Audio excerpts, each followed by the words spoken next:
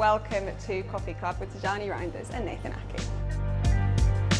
Welcome. Ik zit hier in Papa Dutch Cafe. How was my Dutch to start? Was that okay? That's alright. You both look really disappointed. Okay, we're in the little Dutch Cafe. We've turned the coffee club into pancake club today. Do you guys come here a lot? Yeah, often. And you came here, I heard, on your first ever day in Manchester. We came here directly, to be honest. Both of you together? No. No, he doesn't invite me. So. Okay, first of all, some quick fire questions to get started. What's your normal order when you come here? For me, the traditional pancakes, or Okay. like the poffertjes, they call it in Holland. And my little one always gets like ice cream and stuff. Nice. What's the favourite flavour? Vanilla. Vanilla. What's your order? Directly the poffertjes, the little pancakes with coffee on the side. What coffee? Cappuccino. Cappuccino. Okay, Dutch food or English food? Dutch. Both of you looked at me like I was crazy. No, Obviously Dutch. Dutch. food. Yeah. If you could be making pancakes with anyone in the world, who would you want to make pancakes with? Oh wow, Big question. big question. Nathan Ake. Oh, it's so That's why he's forced, here. We're making your No, yeah, wishes it was come my true interview, I thought, and I had to invite a guest. So today. This is all about you. No, he knows me. Okay, should we have a little go at making them? Let's try. Let's see the skills. Okay. let's go. Nathan, do you want to have a go? Yeah. Shani, I'll ask you a bit about how Yeah. your move's been since you've been here. How are you finding things? Yes, it's nice. I find my place pretty fast. The team helped me. Nathan, of course, helped me a lot if I had any questions inside or outside football. So, no, the move since I came, it's very nice. I want to go back to the start of your journey a little bit because probably inevitable that you were going to become a footballer with your family. Was it always the pathway with your dad and your brother? Yeah, we talked a lot about it, of course, and one moment at school I did a study and I was like, nah, I have to be a football player because I don't know what I want to do. And luckily I became one, but now we talked about it a lot in our family, and yeah, it's even nicer that my brother also plays professional football. And you worked at Aldi at 19. Yes, exactly. That's crazy. Did you ever work at an Aldi, Nathan? No, I didn't. you never got the chance? No. Does it feel like a huge reflection point for you when you think back to the fact you're in Aldi and now you're playing in the Premier League, in the Champions League for Manchester City? Yes, of course. No, it was a good thing to do.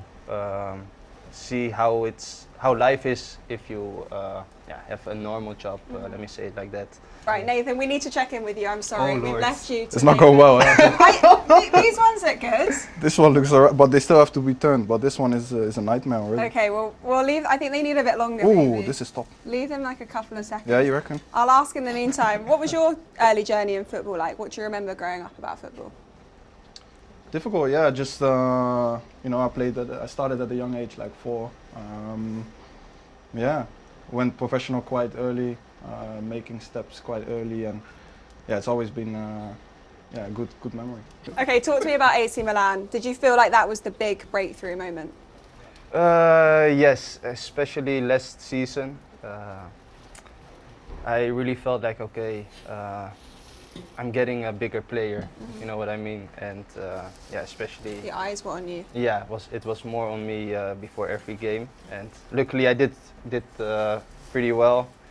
So yeah, I can say it was a breakthrough moment to make the next step on a higher level. And you could have gone to Barcelona.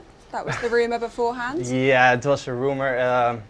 There were some conversations between my management and Barcelona, but no, from the start, when I heard Milan, of course Barcelona is a big club, but no, when I heard Milan and the plans that they had with me, I chose Milan directly. Okay, how's the... I think it's good, huh? It smells good, to be Should honest. we put them on Yeah. a little plate and then Let's go. we can carry on chatting. Have we got a plate somewhere? Oh, here we go. You can plate those ones up. I'm actually impressed because it was a a struggle. dodgier start. It was a struggle, We but got we made through it. it. How have you dealt with struggles, Nathan, in your career? Good talking point. Yeah, no, good actually. Because there's been times where you've been maybe through your loan spells or Yeah. your first season at City where things haven't gone. Not true, but I Exactly. think when I was young and I went to Chelsea, it wasn't always like going, it wasn't always straightforward, you know.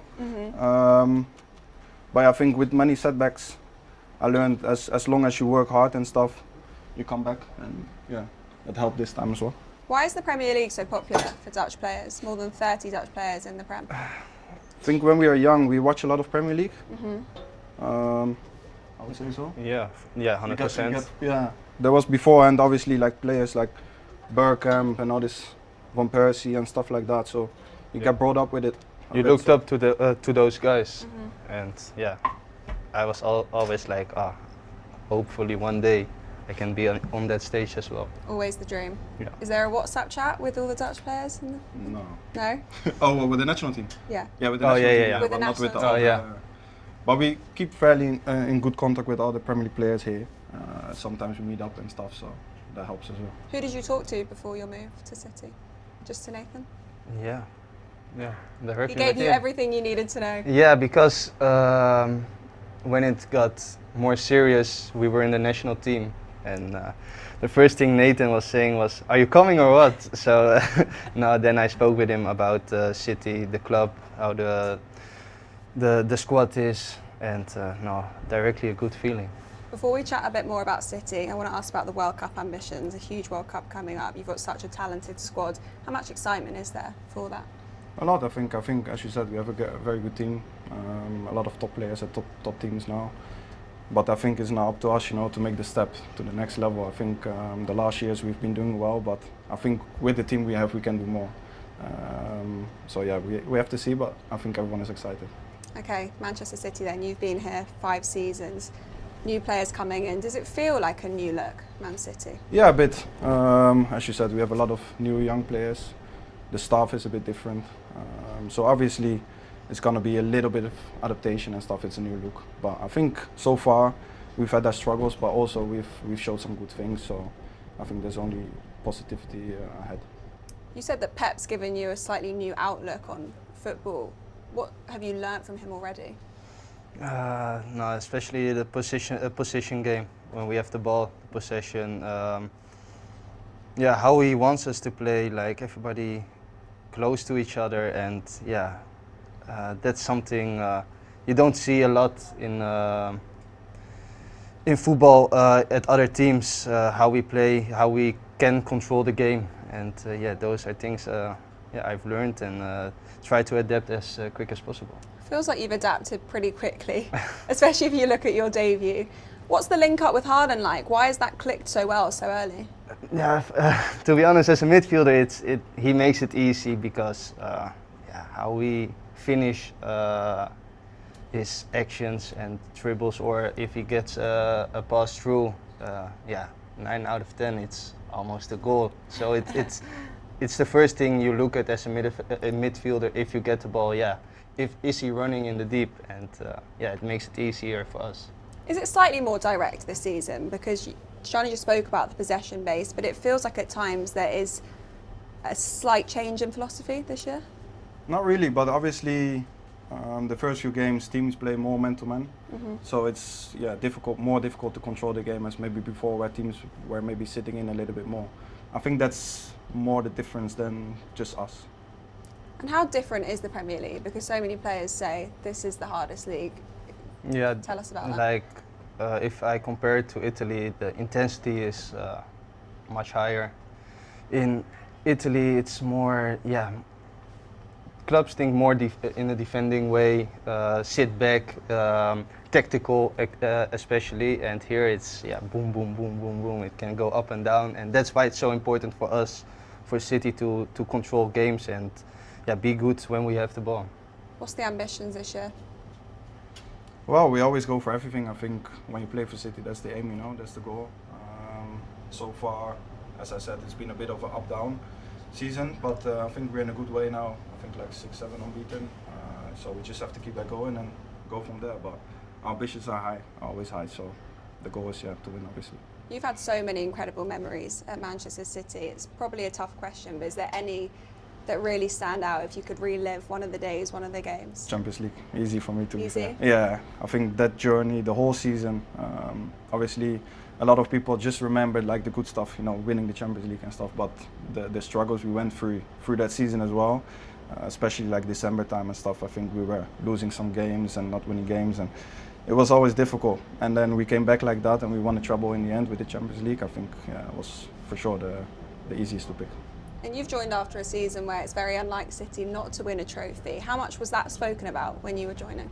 Yeah, in some meetings we spoke about it because our ambitions are high, and you don't want a season like that again, and everybody is very sharp. You feel that in the group, everybody has a lot of energy and want to do his best for the club, and it gives a good spirit in the team. Did anyone mention De Bruyne to you and the fact that you were filling any void, or was it a completely new role? No, and that's also something I said to myself, like I don't have to fill up his role in this team, because maybe we have some things in common, but we are different players, and I hope I can make my name here as well at City. Do you think he's already making his name? Yeah, I think he did really well. As you said before, some people, struggle in the first season. I did personally as well. But he came in straight away with the confidence, with the ability shown already, goals, assists. So I think he's doing really well so far. You're very kind. That's why you invited him to your interview. Exactly. Let's touch on life a bit away from the pitch. I've seen you playing piano recently. I was very impressed. Where's this skill come from? Lockdown, actually. Okay. Yeah, so in lockdown, obviously not much to do. I always wanted to play the piano and never really had the time, or never really started, and this time I thought, why not, so I started it, and so far it's going well, so hopefully I can just keep it going, and it's a good thing to focus sometimes on other stuff as well, not just football. What keeps you grounded, Tijjani, away from football? At the moment, it's most what I do is spending time with my family, with my missus, and especially with my son. With my missus is so you've been in England. You've been in England a little while. No, but that's like when I come home, directly playing with my son. That's keeps my head away a bit also from what's happening on the pitch. And how long have you guys known each other?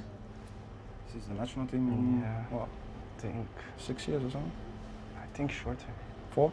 4, I think. Yeah. 4 years. 3, 4 years. Yeah.